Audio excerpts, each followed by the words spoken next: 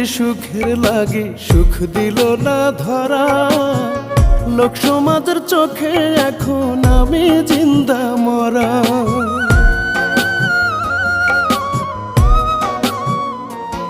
ওরে এত কান্দি সুখের লাগি সুখ দিল না ধরা লোক সমাজের চোখে এখন আমি জিন্দা মরা দই ভাবিয়া চুন খায়া যে পড়াইছি দুই গাল কোন কলমে লিখছো বিধি আমারই কপাল রে আমারই কপাল তুমি কোন কলমে লিখছো বিধি আমারই কপাল রে